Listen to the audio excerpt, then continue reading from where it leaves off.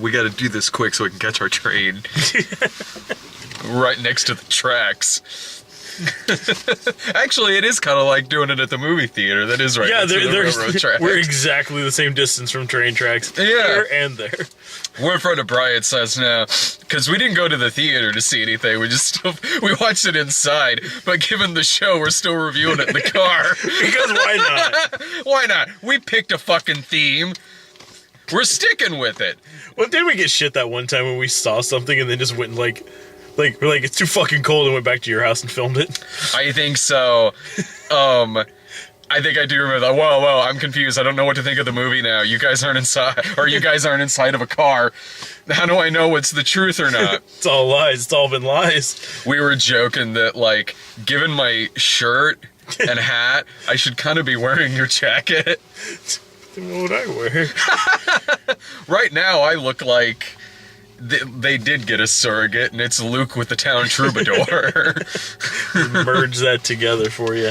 I loved. So we watched. You've seen all of them, and so I'm at part 1. So we're gonna review these, and I actually just found out that they released all 4 of them together. Like, for some reason, I originally thought that the 4 movies were gonna be like.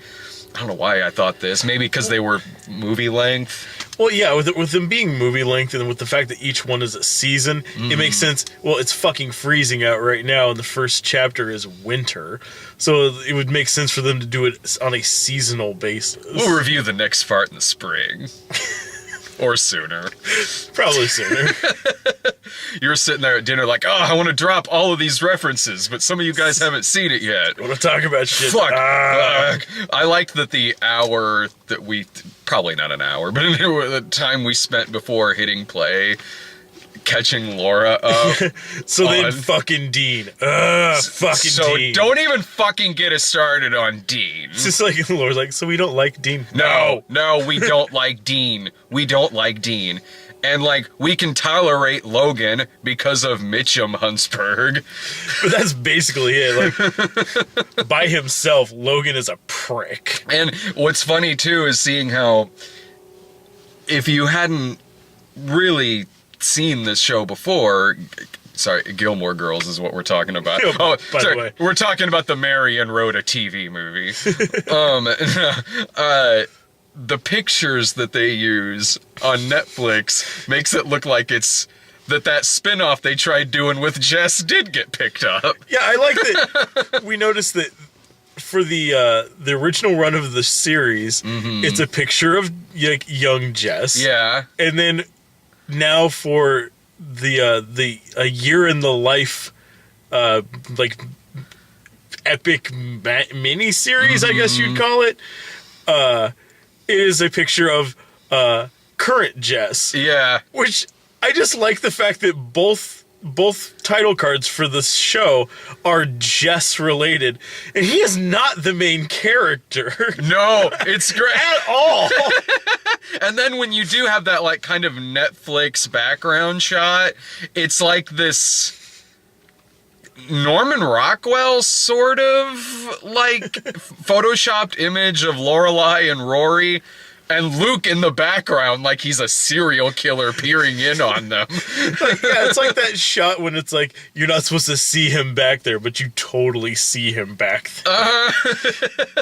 Like I like here in town at the Abe Lincoln Museum, there's like this giant thing they've done up of like a scale replica of the front rotunda or whatever of the Capitol, like the White House, and like Lincoln and his family out front.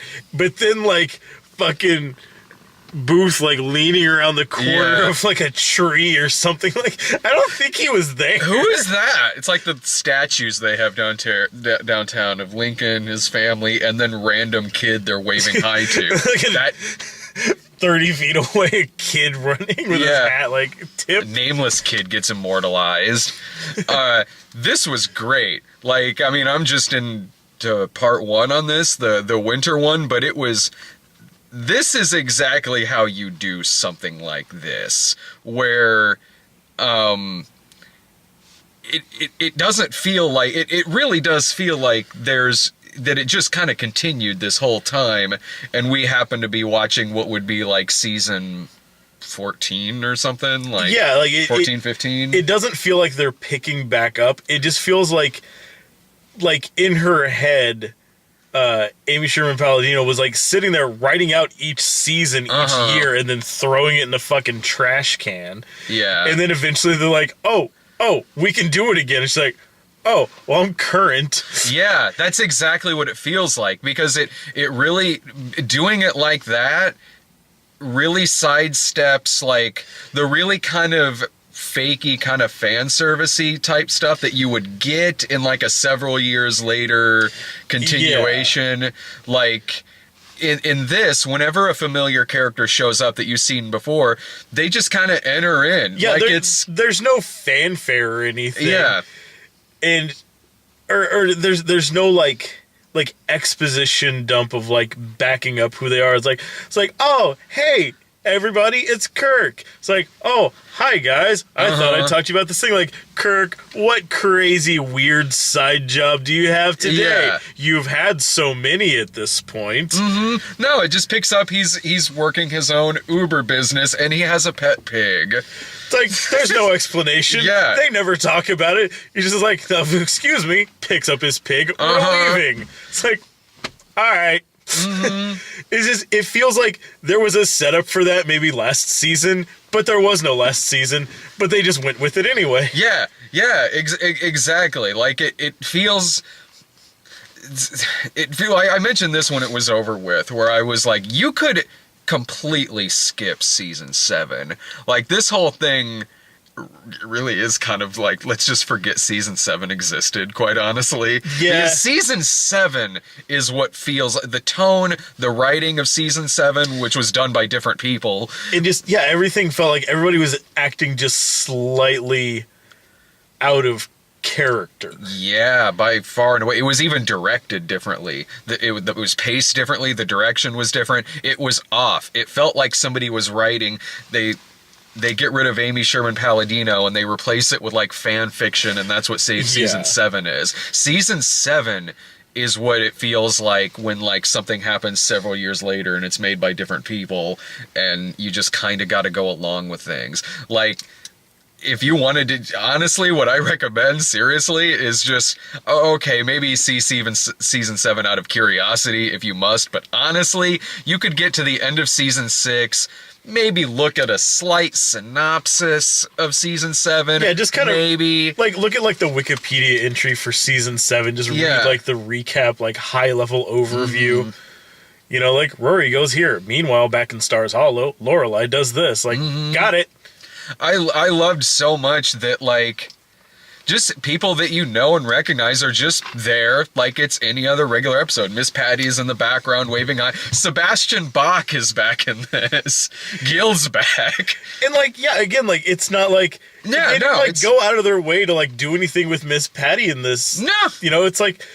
it's just like, oh, hey, Miss Patty's like, Rory's home. And then, like, that's it. Like, and Gil is just there because they're over at Lane, so of course they're playing in the band. Yeah, he shows up, he starts getting his gear ready, and then they do a song. Like, it is nothing different than if he showed up in a random episode that wasn't focused on, like, Lane and everything going on there. Yeah, exactly. This is like any other episode where it's just in the background, like, it's like, oh, hey, everybody. And he's like, hey. Like, that's it. Yeah, and... God, I mean, I can't tell you how much I've missed grumpy-ass Luke Danes. Like, now we're well past, like, he just doesn't like cell phones in there, even though it's still got the same picture on there with the cell phone that he obviously drew 20 years ago. Because that's fucking fingerprint. Yeah. It's a phone. What do you... It's a phone. It looks like a phone. Ah! Now he gets to fuck with people trying to... log on to Wi-Fi in his diner. Yeah, I love the fact that he got with the times, probably mostly at like the grumblings of Lorelai. Yeah. And has Wi-Fi in the diner, but refuses to give people the right password to log in. That's the compromise. He just keeps giving out fake, legitimate sounding passwords. Yeah, like, it's like, oh, what's the Wi-Fi password? Dane's Diner 85 or it's like, oh, thanks, man. The guy just sitting there for 20 minutes in the background, like throwing hands, like, I don't get it. And then he and Taylor bond because Taylor loses his fucking shit. Loses his shit on the customers at Luke's Diner, and that makes them bond. And that makes total sense. They're now one and the same. Like, I wasn't going to sign that thing you're signing around, this petition, but god damn, the way you just screamed at someone to go home. Ah, you got me, buddy. Fine. I said it as soon as Luke showed up. I say to Laura, I'm like, that right there's my favorite character. She looks at me like, really? Like, I couldn't tell by how you're dressed. I'm like, what? No, I dress like this in high school too. We just happen to be spirit animals.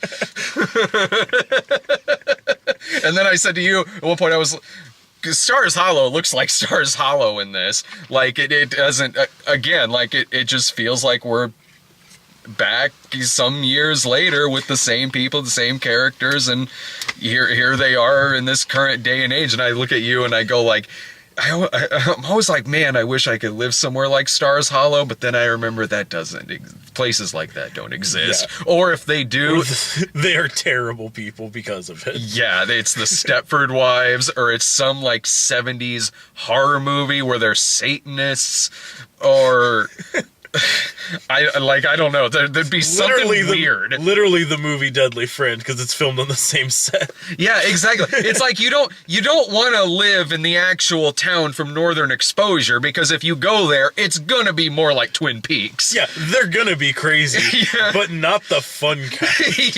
Yeah, but the seasons will be absolutely lovely. Oh, there'll be a fantastic diner, a nice candy shop next door. It's like. Like with Northern Exposure, like, yeah, there'll be a moose in the middle of town, but everyone will look at you like an asshole for thinking that's weird. It's gonna be like, it's gonna be less Northern Exposure and more Wayward Pines, and that's science fiction. But no, but I think the fact that Stars Hollow still looks like Stars Hollow really helped with this too, because I mean the town is as much of a character in the show. Absolutely. And just the fact that, like, yeah, I know with like some shows like this where they do like a, you know, like a revival series, or they'll do like a you know, TV movie like years down the line, like, or even like an actual movie down the line. Yeah. Mm-hmm. Everything always looks way different. Because usually it's from different. I mean, not always, but a lot of times it's from different people. Like, yeah. And it's made just because this is clearly to give this an actual proper conclusion. Yeah, but like if it was done by different people and they're just like, if it was just like a shameless like oh yeah, we're just doing this. Yeah. Like, not for the fans, but for money. Like Mary and Rhoda. Yeah. Like, it'd be the sort of thing, like, it would come back, but like Luke's Diner is now like an actual diner or something. Like, it's like, oh yeah, I decided, like, why fight it all these years? And like, I built like a huge new restaurant, and it's like an actual restaurant, and like all fancy and chrome and everything inside. It's like, no, that wouldn't feel right. For some reason, Sookie St. James would be a movie star. Yeah, it's like they treat her exactly the same, but now it's just some like completely random thing. Yeah, like because Melissa McCarthy's famous now. Honestly, the biggest laughs that I got out of it was Kirk. Was Sean I was in tears most of his shtick in the episode. There's a scene that ends with him like just chasing after his pig that just runs in the background, and he was killing me, and he's always been one of my favorite characters on the show, but God, he was killing me in this. But no, I like that, because a lot of the standard episodes of the show, like yeah, they're always about, you know, Lorelai and Rory. Yeah. But usually, like, about every episode has like some other townsperson that's the focus. Whether it's a lot of like the episode is heavy on following Rory, so maybe it focuses on Dean a lot, or Jess, or it's an episode, you know, about like the town's trying to do something, so it's very heavy on like Taylor doing something. Taylor, like a town hall meeting, or like a competitive episode, like the dance off episode, which has heavy Kirk moments in it. Yeah, so each one has like kind of a focus. So I like that that's still the feel that this had, and it just so happened that for this like first one, which is feature length, it just so happens that it was also a Kirk episode. Yeah. Feature length, which goes by fast. And by the way, Kirk has aged remarkably, by the way. Like, he is pulling off that 5 o'clock shadow he's got going on here. He's finally starting to look like he might be an adult. Yeah. Really, they all look great. Like, when Emily Gilmore popped up, I looked at you and went, she looks the same. There are a few people who have aged well as this goes on. There's one person that'll come up later on, has not aged at all. Yeah, like even more so than like how Emily looks. Like oh, okay. I won't throw anything out just yet. But yeah, there's one of the characters. It's like either. You have to assume that either this person is a fucking vampire in real life somehow, or it's like, I don't know, like they just composited together old footage from like season 1 because not a day has passed. Oh man, like I mean, Lauren Graham will always look great, and she's fantastic. I mean, within the first like minute of this, like you get right away like this is okay. Like they've picked a tone, and it's the tone that they had for the first 6 seasons. So we're back to that, and this is easily going to be really, really damn good. Like it really starts off with a bang in terms of its dialogue.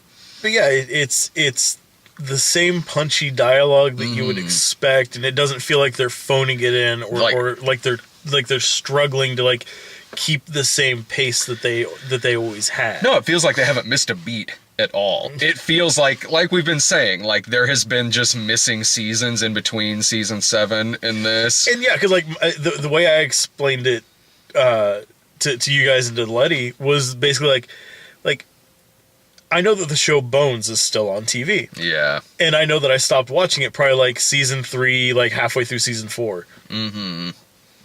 And I feel like it would be no different, like jumping back into this than if I just like started like, you know what? Fuck it. It's Thursday. It's on Fox. Boop, Bones. And just started, I don't know when it's on, but like just threw it on the TV and just jumped back in on an episode. Like that's what this feels like. It was like you went to the video store like, fuck, they don't have like the last 9 seasons of this show. I'll just get the new one. Like I was gonna go back through and catch up, but like it's like, oh shit, they only have like the first 4 seasons on Hulu, so I'll just whatever. I guess I'll just pick this up later. I'll just read the Wikipedia synopsis. Just fill in the gaps there for the stuff that's not streaming. Yeah, so I read the Wikipedia synopsis of I don't watch Bones, but I'm picturing myself like reading the wait, why am I reading a Wikipedia? It's a procedural. How do I need to know?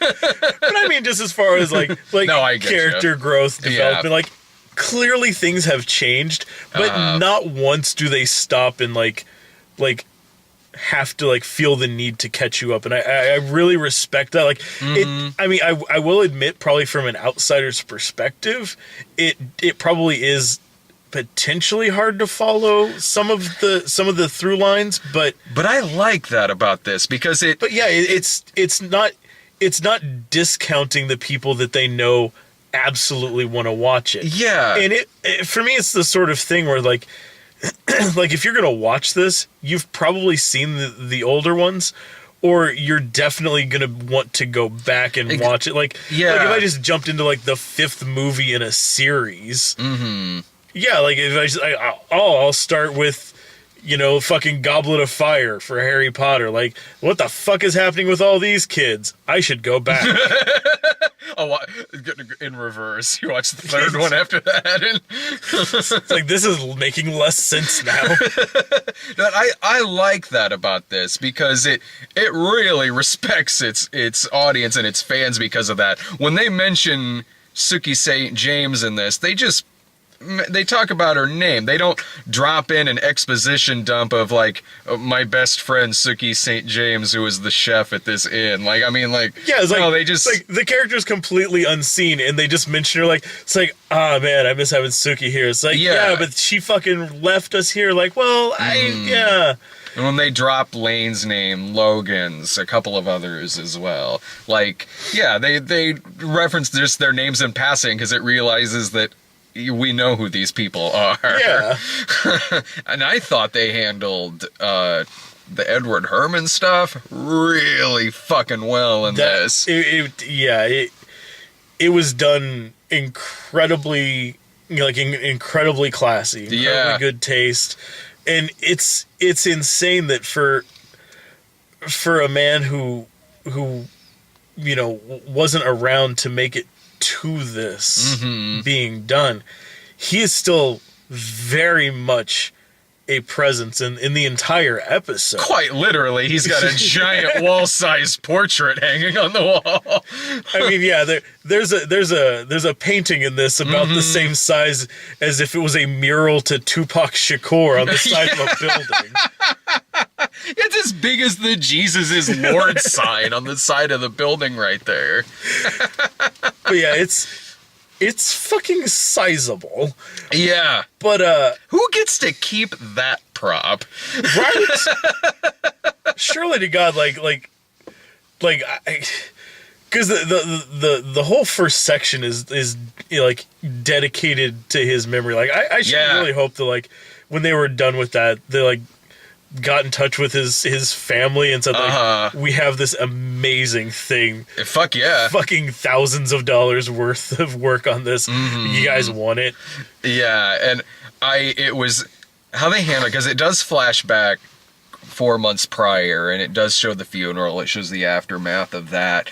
There are some genuinely heartbreaking moments in this, but it's still funny. It's realistically funny. Realistic in the way that you would joke in a situation like that. But yeah, it's definitely not like quipping and jokes at a funeral. It's not a sitcom. But it finds its moments. Like even after like that really heavy way that like the flashback ends. Fuck. And then immediately cuts to Rory sitting there and just quick joke.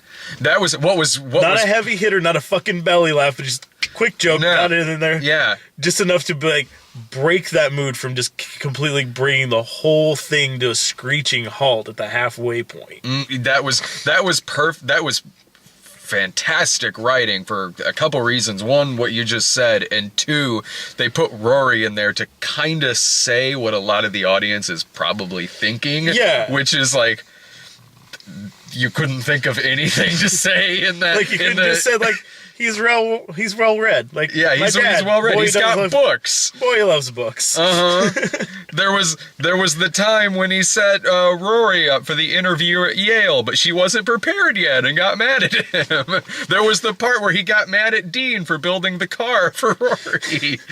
The thing's a death trap. Doesn't even have seatbelts. The auto mechanic's in it too. I was glad they brought her back. I love Gypsy. Yeah. Your car, it's a piece of crap. Again, also looks like she hasn't aged a day.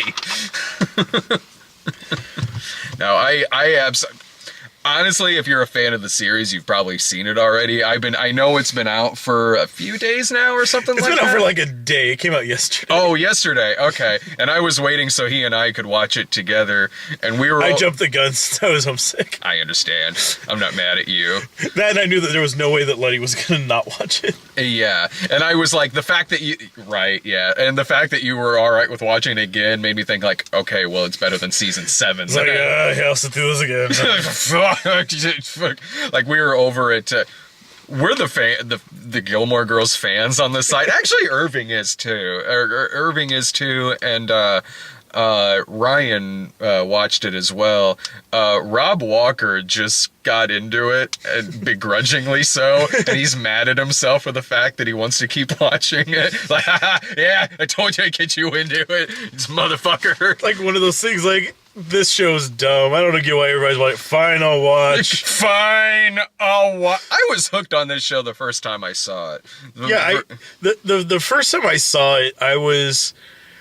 I had just moved to Mattoon. Like, I was working at a McDonald's, and I was like working the evening shift. So I'm like, went on my lunch break, went and sat in the break room, and for whatever reason, the TV in the break room was always set to the WB. Yeah. And so, like I'd go on, like, my break one day, and it's like, oh, it's watching, like, season 3 of Angel. So I'm like, I don't know what the hell's going on here. Yeah. And then, like, one day I went in, and it was like, all these, like, fucking, like, prep school kids. Like, I don't know what I'm watching here. I'm like, it's like, this is fucking funny, though.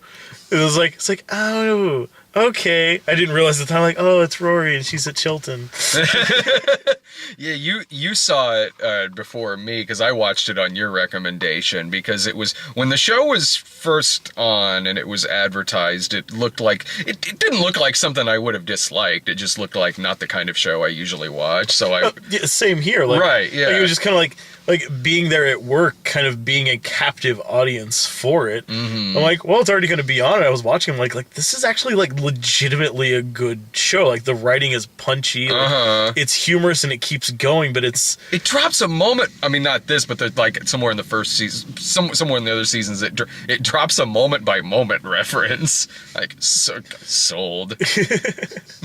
I'm one of 50 people to get that reference. Yeah, like, and everyone's always surprised when I say that I watch it, because I don't watch The Walking Dead, I don't watch Game of Thrones, but I watch the fuck out of this. I do. It's great. And, like, we were over at Sarah and Dave's, and they don't watch it. Which is weird, because, like, the way that Sarah acts half the time, like, especially, like, the dynamic between her and her mom, I'm like, really? You don't understand this show. You don't get into it. Nope. It's like, I guess maybe it's just too close to home. Could be. It's like, I don't see what's funny about this. Could be. Like, you mentioned something about, like, well, because we were having some dinner over there before we watched it, you mentioned something like, oh, we could put it on over here. And Sarah was like, yeah, I guess. And I said something like, well, I do kind of want to sit there and enjoy this without grumpy Dave sitting next to me, like, ah! Like, it's fine. Why does snow move like that? Because it's a show. It moves like that because this is filmed in fucking Southern California. The snow's as real as the houses in the background. You go a couple of blocks over, you might see the well from Friends. Which lot is this on? Warner or Universal? It's on the Warner back Warner, lot. Okay. The Friends well is... Is that Universal or Warner? Fuck, I think it's Warner. I think that one might... Because that same well was in that Wonder Woman pilot from the early 70s. I recognize that well. Or fountain. Sorry, fountain. Now destroy him in the comments. I can talk Friends for fucking hours. Trust me, I do it on Tumblr all the time. I can talk Friends for hours. I can talk Gilmore Girls for hours. I can talk Game of Thrones for like 2 minutes. This is the extent of my knowledge. I got through season 1, and it's not for lack of interest. I just keep never getting around to it. What was the last season? 7? I don't know, honestly. Like, somehow, like, in the past 5 years, I have not found a single minute to watch more of it. Yeah, I mean, I've seen the first few seasons of it, and honestly, I thought it was totally fine. Like, but it was never really me necessarily that was just sitting there watching it on my own. It was like me, Jillian, and Sarah. And then when getting together and watching that kind of fell by the wayside, I just didn't really pick it up again on my own, you know? It's one of those shows, honestly, like The Walking Dead, Game of Thrones, where if you're on Twitter, you kind of watch it. Yeah. Like, because I kind of know, especially Game of Thrones, or not Game of Thrones, especially Walking Dead with how that opened in the season. Yeah, I kind of feel like I've seen it because I'm on Twitter. Well, the past couple seasons of Walking Dead, like, I've just kind of waited for it to all play out, and then, like, eventually it's like, it's on Netflix. I'll catch up one of these Sundays, like, if I'm fucking laid up sick or just not doing anything.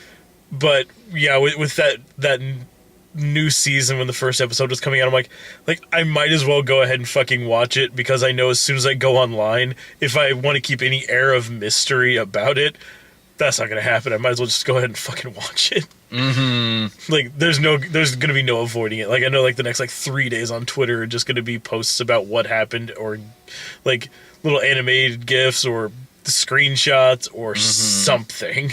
Yeah. Yeah. And I wasn't wrong. Is that an eyeball hanging out of his socket? Man, it is. But again, I can talk this shit for hours. And friends. Me and Sarah have to talk Friends, though. You don't watch Friends. Oh wait, you've seen a bunch of Friends, haven't you? Just because of Sarah? Yeah, I think I've seen, like, I think I've honestly seen, like, the first, like, 5 seasons straight through. I'll get you caught up on the second half. I've got them all. But yeah, that was just during a time where, like, she went on a kick and she's like, I'm just gonna start watching all of Friends. I'm like, okay. I watched all of Friends. It was between 94 and 2004. I watched it all first run. And I've gone back a few times.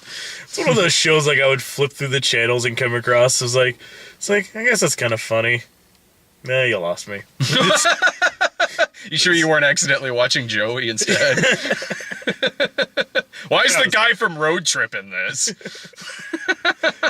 No, it was always one of those, like, it didn't hold me. Like, you know, I'd watch a little bit, and yeah, it'd be funny for a minute, but, like, it was one of those shows where, like, I would watch it until you hit a commercial break, and then you just start flipping through the channels, and you just never go back. Well, we have two things, though. We have our love for Gilmore Girls and our hatred of the Big Bang Theory. I will always have that. Yes, we always have that. Same time next week for part 2. Absolutely. Fuck yeah. All right. See you guys.